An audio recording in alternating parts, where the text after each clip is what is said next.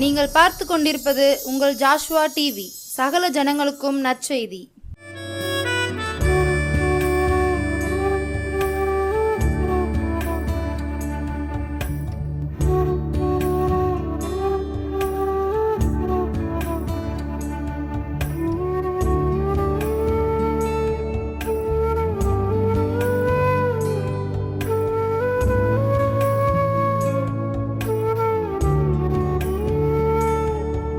ஹல்லேலூயா!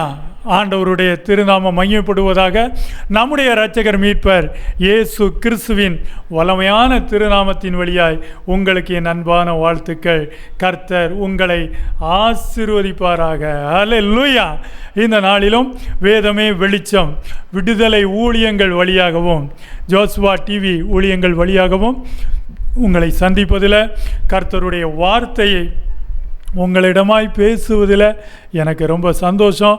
இந்த நாள்லையும் ஆண்டவர் இந்த உயிரை தந்ததற்காக நான் ஆண்டவருக்கு நன்றி செலுத்துகிறேன், தேவனுக்கு மகிமையை செலுத்துகிறேன். ஹல்லேலூயா! கர்த்தர் உங்களை ஆசீர்வதிப்பார். இந்த நாளின் நல்ல செய்தியாக நாம் கர்த்தருடைய புத்தகத்தில் 1 யோவான் 2ஆம் அதிகாரம் 9வது வசனம், 1 யோவான் அதிகாரம் 2 வசனம் 9வது வசனம். ஒளியிலே இருக்கிறேன் என்று சொல்லியும் தன் சகோதரனை பகைக்கிறவன் இதுவரைக்கும் இருளிலே இருக்கிறான். அடுத்த வசனம் 10வது வசனம். தன் சகோதரனிடத்தில் அன்பு கூறுகிறவன் ஒளியிலே நிலை கொண்டிருக்கிறான், அவனிடத்தில் இடறல் ஒன்றுமில்லை. 11வது வசனம் பாருங்க.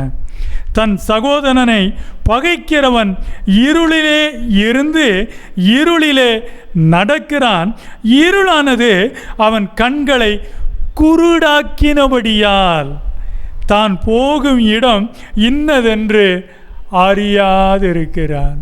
ஹல்லேலூயா! அன்பானவர்களே, ஆண்டவருடைய வேதத்தில் யோவான் இவ்விதம் அழகாக எழுதியிருக்கிறார். கர்த்தருடைய ஆவியின் வழியாக எப்படி எழுதியிருக்கிறார் பார்த்தீங்களா? ஒளியிலே இருக்கிறேன் என்று சொல்லியும். ஒளியிலே இருக்கிறேன் அப்படின்னு சொல்வது எதனால்? நான் ரட்சிக்கப்பட்டு இருக்கிறேன், நான் தேவனுடைய சபைக்குள்ளே இருக்கிறேன், நான் இயேசு கிறிஸ்துவை ஏற்றுக்கொண்டேன், இயேசுவை நான் தெய்வமாக வணங்குறேன். இது எல்லாமே நான் ஒளியிலே இருக்கிறேன் என்று சொல்லும் வார்த்தைக்கு அடையாளம். இந்த மனுஷர் எல்லாமே நான் ஒளியிலே இருக்கிறேன் என்று சொல்லுகிற மனிதர்கள். நான் கர்த்தருடைய வேத புத்தகம் வைத்திருக்கிறேன், நான் கர்த்தருடைய வேத புத்தகத்தை வாசிக்கிறேன், நான் ஒளியில் இருக்கிறவன். இப்படி நம்ம ஒளியில் இருக்கிறவன் என்கிற ஒரு அடையாளத்துவம் எதுன்னு கேட்டால் நம்ம இதையெல்லாம் சொல்லுவோம். இதனால் நான் ஒளியில் இருக்கிறேன், நான் ஒளியின் பிள்ளை என்று நம்ம சொல்லுகிறோம். இதுதானே உண்மை. ஹல்லேலூயா! அன்பானவர்களே, அதை தான் அங்கே யோவான் எழுதுகிறாரு. ஒளியிலே இருக்கிறேன் என்று சொல்லியும். இவ்விதமாக நான் தேவனுடைய சபையோடு இருக்கிறேன், நான் கர்த்தருடைய வேதத்தோடு இருக்கிறேன், நான் இயேசுவை தொழுது கொள்கிறேன், ஆதலால் நான் ஒளியில் இருக்கிறேன் என்று சொல்லுகிற ஒவ்வொருத்தரும் கவனிக்க வேண்டிய ஒரு விஷயம். ஒளியிலே இருக்கிறேன் என்று சொல்லியும் தன் சகோதரனை பகைக்கிறவன் இதுவரைக்கும், சோத்திரம், அல்லேலூயா, இதுவரைக்கும்னா நீங்கள் எத்தனை வருஷமானாலும் சபைக்கு போகலாம், நீங்கள் ரட்சிக்கப்பட்டு எத்தனை ஆண்டுகள்னாலும் ஆகலாம். அன்பானவர்களே, ஆனால் சகோதரனை பகைக்கிறவர்களாய் நீங்கள் இருப்பீர்களே, ஆனால் நீங்கள் ஒளியிலே இருக்கிறேன் என்று நீங்கள் சொல்லலாம்.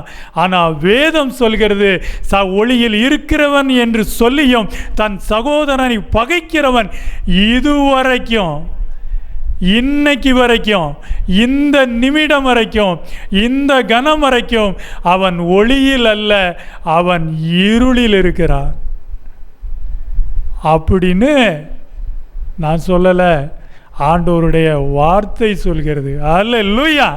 அன்பானவர்களே, ஒளியிலே இருக்கிறேன் என்று சொல்லியும் தன் சகோதரனை பகைக்கிறவன் இதுவரைக்கும் அவன் இருளில் தான் இருக்கிறான். அவன் ஒளியின் வாழ்வை இன்னும் காணலை. ஒளி பெற்ற வாழ்க்கையை இன்னும் அவன் சுவைக்கலை. ஒளி பெற்ற வாழ்க்கையை இன்னும் அவன் அனுபவிக்கலை. ஆனால் ஒளியிலே இருக்கிறேன் என்று சொல்கிறான். அவனுக்குள் ஒளி இல்லை. அல்லேலூயா. அவனுக்குள் இருக்கிறது பகை. அன்பானவர்களே, சகோதரன் சகோதரியை பகைக்கிறவனாய் இருக்கிற ஒரு மனுஷன் ஒளியிலே இருக்கிறேன் என்று சொன்னாலும் அவன் இருளிலே தான் இருக்கிறான். ஹல்லேலூயா. அன்பானவர்களே, அதனால தான் அங்கே வசனம் அழகாக சொல்கிறது, தன் சகோதரனிடத்தில் அன்பு கூறுகிறவன் ஒளியிலே நிலை கொண்டு இருக்கிறான். தன் சகோதரன் சகோதரிய திருச்சபை மக்களை எந்த பேதமும் இன்றி சகோதர சகோதரிகளை எல்லாரையும் ஒன்று போல நேசிக்கிற ஒரு மனிதன், அவன்தான் ஒளியில் இருக்கிறவன். சகோதரன் சகோதரிய பாகுபாடு பார்க்கிறதும், குறைகள் சொல்வதும், இருதயத்தில் பகைத்து கொள்வதும், பகையை வைத்து கொண்டு பேசாமல் இருப்பதும், அவன் இதுவரைக்கும் இருளிலே நிலை கொண்டு இருக்கிறான். அவனுக்குள் ஒளி இல்லை. அவன் இருதயத்தில் ஒளி இல்லை. அவனுக்குள் இருளே குடிகொண்டு இருக்கிறது. ஆண்டவருடைய வார்த்தை அப்படி சொல்லுது. அன்பானவர்களே, இந்த கண்ணாடியான இந்த வார்த்தை முன்பாக நிற்கும் போது நீங்கள் உங்களை பாருங்க. உங்கள் இருதயத்தில் சகோதர சகோதரிகள் மேலே பகை இருக்குமே ஆனால், வெறுப்பு இருக்குமே ஆனால், எரிச்சல் இருக்குமே ஆனால், பேசாமல் இருப்பீர்களே ஆனால், பல வருட கோபம், பல வருட பகை இருக்குமே ஆனால், இன்னும் நீங்கள் இருளதாக இருக்கீங்க.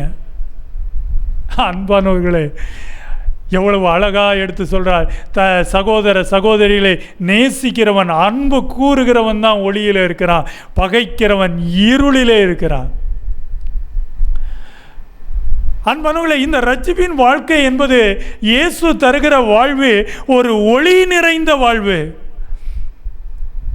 ஒரு வெளிச்சம் நிறைந்த வாழ்வு. இந்த ஒளியான வாழ்க்கையில் இருக்கிற ஒவ்வொரு மனுஷனுடைய இருதயத்திலும் பகை, வெறுப்புணர்வு இருக்கவே கூடாது. அல்லேலூயா. அது இருக்குமே ஆனால் அதுவே இருள் என வேத வசனம் பேசுகிறது. எத்தனை ஆண்டுகள் நீங்கள் இருந்தாலும் இதுவரைக்கும் அப்படிப்பட்ட ஒரு எண்ணம், சிந்தனை உங்களிடம் இருக்குமே ஆனால் இதுவரைக்கும் நீங்கள் ஒளியில் இல்லை, இதுவரைக்கும் நீங்கள் இருளில் தான் இருக்கீங்க. அல்லேலூயா. அன்பானவர்களே, பாருங்க, 1 யோவான் 2ஆம் அதிகாரம் 11வது வசனம் இவ்விதம் சொல்லுது, தன் சகோதரனை பகைக்கிறவன் இருளிலே இருந்து இருளிலே நடக்கிறான்.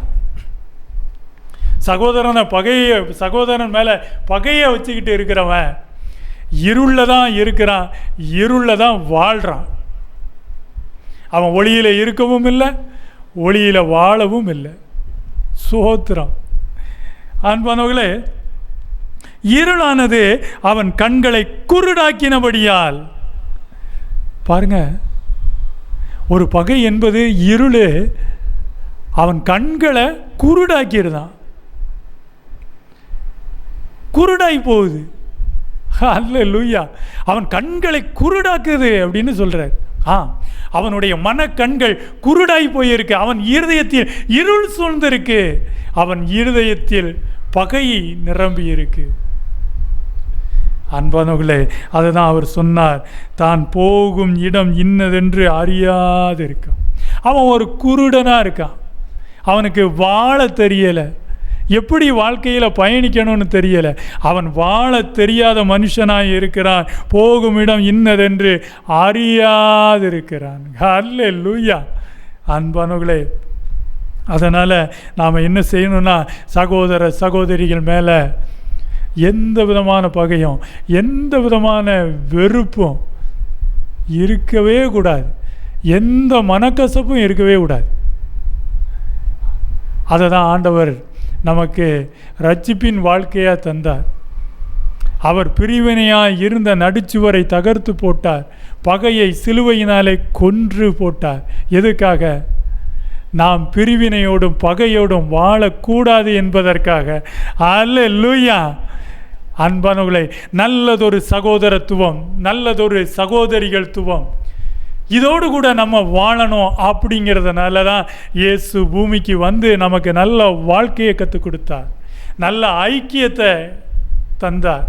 அன்பானவர்களே, அந்த ஐக்கியமான வாழ்க்கையில்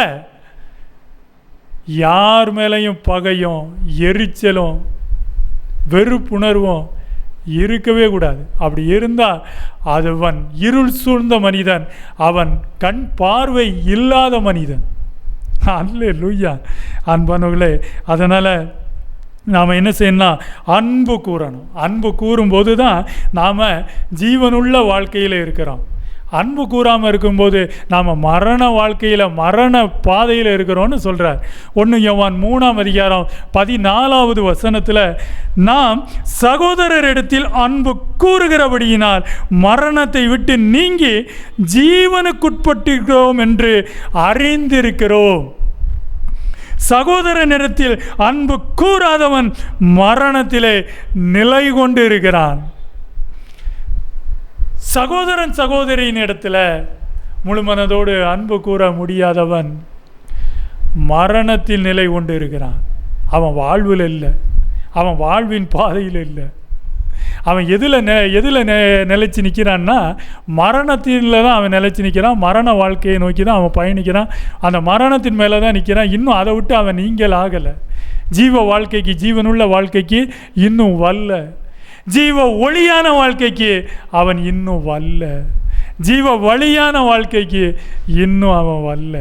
அல்லேலூயா. அன்பானவர்களே, அதை தான் அவர் அங்கே சொல்லியிருக்கிறார். 1 யோவான் 3ஆம் அதிகாரம் 10வது வசனம், இதனாலே தேவனுடைய பிள்ளைகள் இன்னார் என்றும் பிசாசின் பிள்ளைகள் இன்னார் என்றும் வெளிப்படும்.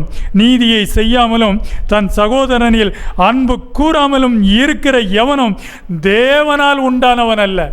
அடுத்து இன்னொரு விஷயத்தை பேசுகிறார். அவன் தேவனால் உண்டான மனுஷன் அல்லன்ட்டார்.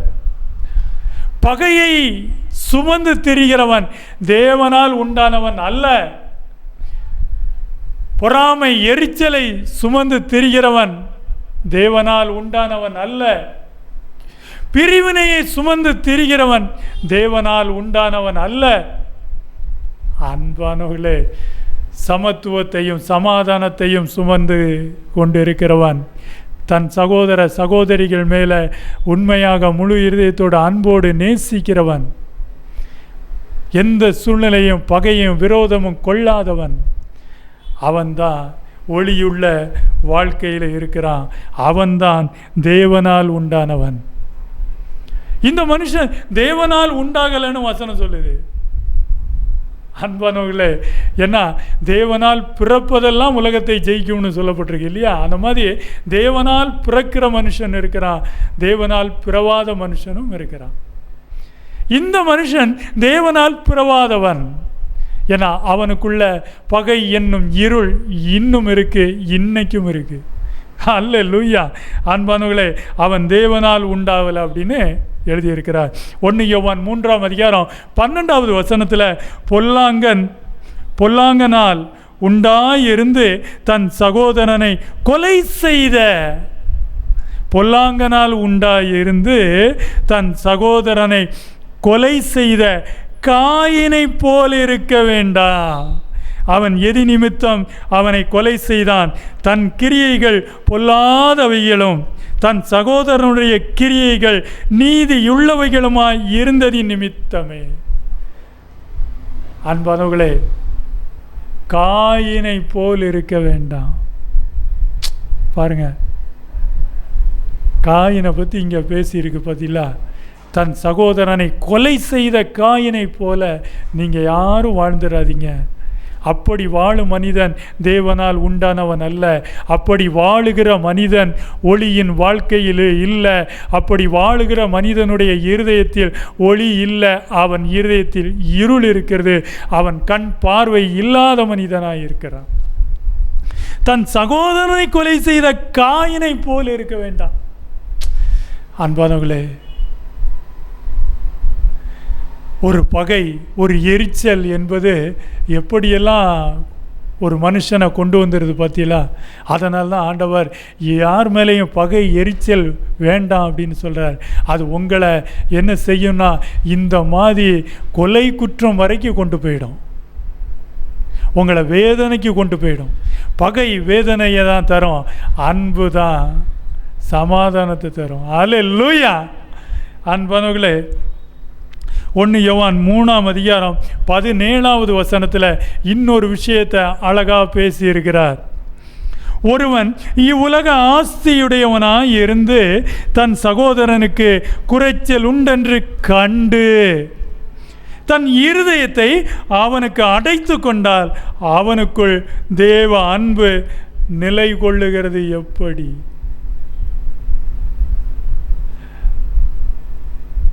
கொடுக்கும் மனம் இல்லாதவன், நல்லா தெரியுது தன் சகோதரன் கஷ்டத்தில் இருக்கிறான், இவனுக்கு உதவி தேவைப்படுது, நம்மளால் உதவ முடியும், ஆனால் உதவுறதுக்கு மனசு இல்லை. அதை தாங்க சொன்னேன். ஒருவன் இவ்வுலக ஆஸ்தியுடையவனாய் இருந்து, இவ்வுலக ஆஸ்தி திரளாக இருக்கு அன்பானவர்களை, இவ்வுலக ஆஸ்தி திரளாக இருக்கு, ஆனால் இல்லாத சகோதரனுக்கு கொடுக்கும் மனம்தான் இல்லை. ஒருத்தங்கிட்ட இவ்வுலக ஆஸ்தி திரளாக இருந்து தன் சகோதரன், தான் பார்க்குற தன் திருச்சபைக்கு வருகிற ஒரு சகோதரனுக்கு குறைவாக இருக்கிறான் என்று கண்டு அவனுக்கு தன் கையை திறக்காமல் இருக்கிற ஒரு மனுஷனை பற்றி இங்கே பேசப்படுது. ஒருவன் இவ்வுலக ஆஸ்தியுடையவனாக இருந்து தன் சகோதரனுக்கு குறைச்சல் உண்டு என்று கண்டு, நல்லா தெரியுது அவன் வாழ்க்கையை பற்றி, நல்லா தெரியுது அவன் குடும்ப சூழ்நிலையை பற்றி, நல்லா தெரியுது அவன் நெருக்கடிகள் பற்றி, நல்லா தெரியுது அவனுடைய சகோதரனுடைய வறுமையை பற்றி. ஆனால் இவ்வுலக ஆஸ்தி இவனிடம் இருக்கிறது, ஆனால் அந்த சகோதரனிடம் கொடுக்கிறதுக்கு இவன் இருதயம் திறக்கப்படலை, இருதயம் அடைக்கப்பட்டிருக்கு, கரங்கள் முடக்கப்பட்டிருக்கு. குறைச்சல் உண்டு என்று கண்டு, அன்பானவர்களே, யாரும் என்ன செய்ய முடியாது, வேத வசனத்து முன்னால நிற்க முடியாது. அல்லேலூயா. குறைச்சல் உண்டு என்று பார்த்துட்டோம், எந்த உதவியும் செய்யறது கிடையாது. அன்பானவர்களே, அந்த மனுஷனை பற்றி பேசப்படுது. சகோதரனுக்கு குறைச்சல் உண்டு என்று கண்டு தன் இருதயத்தை அவனுக்கு அடைத்து கொண்டால் அவனுக்குள் தேவ அன்பு நிலை கொள்ளுகிறது எப்படி? அவன் எப்படி தேவ அன்பை ருசி பார்த்த மனிதனாய் இருப்பான்? அவனுக்குள் எப்படி தேவ அன்பின் உறவு இருக்கும்? அவன் தேவனுடைய அன்பில் நிலை கொள்ளுவது எப்படி? முடியாது என வசனம் சொல்லுது. அன்பானவர்களே, ஒரு மனுஷன் இவ்வுலக ஆஸ்தியுடையவனாய் இருந்து தன்னுடைய சகோதரன், தன்னை போல ஒரு விசுவாச குடும்பத்தில் இருக்கிற ஒரு சகோதரனுடைய நிலைமை, அவனுடைய குறைச்சல்களை கண்டும் அவனுக்கு தேவை இருக்குது என்று தெரிந்தும் இருதயத்தை அடைக்கிற மனிதன் தேவ அன்போடு இணைந்த மனிதன் அல்ல. அவனுக்குள் தேவ அன்பு நிலை கொண்டு இல்லை, அவன் தேவ அன்பின் உறவிலும் இல்லை. அன்பானவர்களே, வசனம் அதை பேசுகிறது. ஹல்லேலூயா. அன்பானவர்களே, அதனால் தேவனிடத்தில் நாம் என்ன செய்யணும்? அன்பு கூறபடி சகோதரனிடத்திலும் அன்பு கூறணும். 1 யோவான் 4:20 தேவனிடத்தில் அன்பு கூறுகிறேன் என்று ஒருவன் சொல்லியும் தன் சகோதரனை பகைத்தால் அவன் பொய்யன். தான் கண்ட சகோதரனிடத்தில் அன்பு கூறாமல் இருக்கிறவன் தான் காணாத தேவனிடத்தில் எப்படி அன்பு கூறுவான்? கண்ணால் பார்க்கணும். குறைச்சலோடு இருக்கிறவ சகோதரன் சகோதரிய கண்ணால் பார்க்குறோம். கண்ணால் பார்த்துட்டு இவங்களுக்கு ஒன்றுமே செய்கிறது கிடையாது. இருதயத்தை அடைச்சிட்டு நம்ம நல்லா இருந்தால் போதும் அப்படின்ற அந்த எண்ணம் இருக்கும்போது அந்த மனுஷனை பற்றி சொல்லப்பட்டிருக்கு, அன்பு கூறாமல் இருக்கிறவன். தான் கண்ட சகோதரனிடத்தில் அன்பு கூறாமல் இருக்கிறவன் தான் காணாத தேவனிடத்தில் எப்படி அவன் அன்பு கூற முடியும்? அன்பானவர்களே, உங்கள் உழைப்பில் தான் நீங்கள் ஆசீர்வதிக்க கர்த்தர் உங்களை ஆசீர்வதிச்சிருக்கிறாரு. ஈசாக்கு விதை விதைத்தான், கர்த்தர் 100 மடங்கு விளைச்சலை தந்தார், ஆசீர்வதித்தார். சரிதான். ஆனால் அந்த விளைச்சல், அந்த தானியங்கள், உங்களுக்கு வர்ற பொருளாதார பெருக்கங்கள், இதையெல்லாம் குறைச்சல் உள்ள சகோதரனுக்கு கொடுக்கும் மனநிலையோடு வாழுங்க. அன்பானவர்களே, இதை தான் ஆண்டவரும் பேசினார். ஒரு ஐஸ்வர்யவானி நிலம் நன்றாய் விளைந்தது. அவன் என்ன செஞ்சான்? தனக்கு களஞ்சியம் நிறைய வச்சுருக்கான். அந்த களஞ்சியங்கள் எல்லாம், களஞ்சிய குடோன் எல்லாம் நிரம்பிருச்சு. இப்போ புதுசாக சிறுசாக இருக்கிற களஞ்சிய குடோனை இடித்து பெருசாக கட்டி இப்போ வந்த விளைச்சலையும் நான் அதில் கொண்டு வச்சு சாவுற வரைக்கும் நான் நல்லா சாப்பிட்டுக்கிட்டு நல்லா வாழுவேன், நல்லா தூங்குவேன், ஆயுள் முழுவதும் நான் நல்லா இருப்பேன்னு நினச்சான். ஆண்டவர் சொன்னார், இன்னைக்கு ராத்திரி உன் ஆத்துமா எடுத்துக்கொண்டார், நீ சேகரித்து வைத்தது யாருடையதாகும்னு சொன்னார். மத்தேயுவில் ஆண்டவர் பேசுகிறாரு, பசியாக இருந்தேன், எனக்கு போஜனம் கொடுத்தீர்கள். வஸ்திரம் இல்லாது இருந்தேன், எனக்கு வஸ்திரம் கொடுத்தீங்க. இந்த சிறியரில் ஒருவனுக்கு எதை செய்தீர்களோ அதை எனக்கு செய்தீர்கள். என் சகோதரன் சகோதரியாகிய இவர்களில் ஒருவனுக்கு நீங்கள் எதை செய்தீர்களோ அது எனக்கு செய்தீங்க. சகோதரனுக்கு குறைவு உள்ளது என்று கண்டும் தன் இருதயத்தை அடைத்து கொள்ளும் மனிதன் நாளைக்கு இந்த வார்த்தைக்கு அவன் பதில் சொல்லியே ஆகணும். அன்பர்களே, நாளைக்கு இந்த வார்த்தைக்கு பதில் சொல்லியே ஆகணும். அன்பானவர்களே, அதனால் காண்கிற சகோதரனுக்கு இருதயத்தை அடைச்சிட்டு காணாத தேவன்கிட்ட அன்பு கூறுது அப்படின்னு சொல்லி ஆராதிக்கும் மனிதர்களாக இருக்காதீங்க. காண்கிற சகோதரனிடத்தில் அன்பு செலுத்துங்க, இருதயத்தை அடைக்காதீங்க. ஒளியுள்ள வாழ்க்கையில் ஒளியாய் வாழுங்கள், உலகத்துக்கு வெளிச்சமாக இருங்க. இயேசு உங்களை ஆசீர்வதிப்பார். ஜெபிப்போம். நேசிக்கிற நல்ல தெய்வமே, நன்றி செலுத்துகிறோம். இந்த வார்த்தையை ஆசீர்வதிங்கப்பா. ஆண்டவரே, அப்பா, ஒளியுள்ள வாழ்க்கையில் ஒளியுடன் வாழ கர்த்தர் ஒவ்வொருவரையும் பலப்படுத்துங்க, ஆசீர்வதிங்க. நல்ல செய்தியை கேட்ட ஒவ்வொரு சகோதர சகோதரிகளையும் ஒளியுள்ள இயேசுவின் திருநாமத்தில் வாழ்த்தி ஆசீர்வதிக்கிறேன். ஆண்டவரே, இந்த நல்ல வார்த்தை இவர்கள் இருதயத்தில் விளைச்சலை தரட்டும். ஒளியுள்ள வாழ்க்கை ஆண்டவரே இவர்களை சுற்றிலும் பிரகாசிக்கட்டும். இவர்கள் இருதயம் அடைக்கப்பட்டவர்களாக அல்ல, இருதயம் திறக்கப்பட்டவர்களாக ஒளி நிறைந்த இருதயத்தோடு இவர்கள் வாழட்டும். இயேசு நாமத்தில் வாழ்த்தி ஆசீர்வதிக்கிறேன் ஜீவனுள்ள நல்ல பிதாவே. ஆமென். அல்லேலூயா.